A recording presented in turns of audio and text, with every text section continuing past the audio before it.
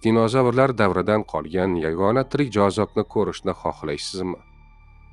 Indoneziyaning Komodo pada Gili Motang va Gili Dasam orollarida yashovchi Komodo ajdari dunyodagi eng katta sudralib yuruvchi hisoblanadi.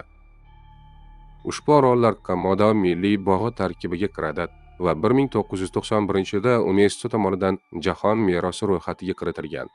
Komodo iloni qadimiy davrning tirik merosi bo'lib, uning mavjudligi millionlab yillar oldingi dinozavrlar davrini eslatadi.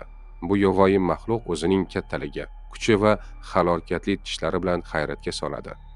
Asosiy ma'lumotlarga o'tishdan oldin kanalga obuna bo'lib qo'ying.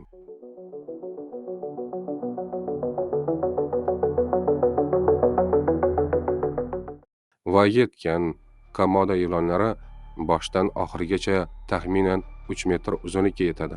Ayrim kattalari esa 3 metrga ham yetishi mumkin. Ularning o'rtacha vazni 70 kilogramm atrofida bo'lib, eng kattalari 360 funt yoki 136 kilogrammgacha og'ir bo'ladi. Ularning uzun va qalin dumlari kuchli qurol vazifasini bajaradi. Oyoqlari esa o'tkir tirnoqlar bilan tugaydi. Bu esa tirmashish va qazish uchun mukammal moslashuvdir. Osteoderm deb ataluvchi suyak va qattiq teri bilan qoplangan tana komodoni tabiiy tankga aylantiradi. Ularning uzun tillari havoda doim harakatlanadi va 4 kilometr uzoqlikdagi o'lja hidini sezadi.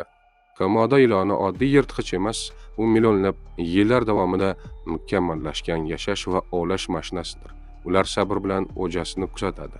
Bu o'lja odatda kiyik, yovvoyi cho'chqa yoki hatto suv buqasi bo'ladi.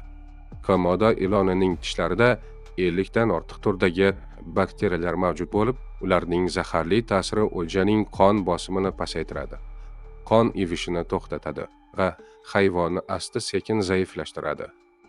Shu zahar va tishlarning go'shtni yirtuvchi kuchi birlashib, komodoni mukammal ovchiga aylantiradi. Hatto o'lja darhol o'lmasa ham, komodo uni izlab topib, oxirigacha yeydi.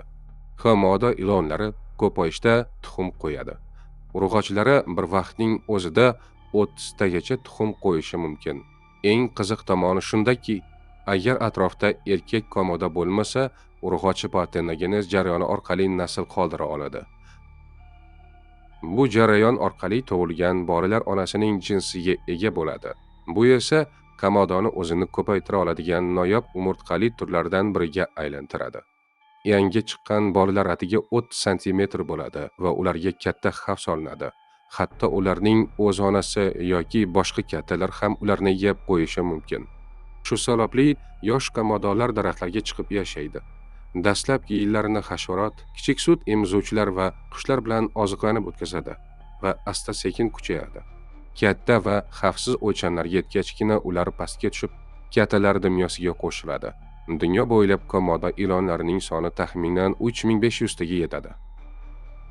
Ularning ko'pchiligi komodo milliy bog'i hududida yashaydi va ular tabiiy dushmansiz, ya'ni ekotizimning eng yuqori yirtqichlari hisoblanadi. Komodo ilonlarining asosiy vazifasi o'ljalar sonini nazorat qilish va ekotizim muvozanatini saqlashdir. Shu sababli ular tabiatdagi hukmdorlar sifatida hurmatga loyiqdir. Komodo ilonining zaharlari, tishlari, kuchi va hayot tarzi uni insonlar uchun ham hayratlanarli, ham tahlikali qiladi. U sudraluvchilar o'zining qadimiy tarixini, mukammal ovlash qobiliyatini va hayotiy sirlarini bugungi kunda ham saqlab kelmoqda.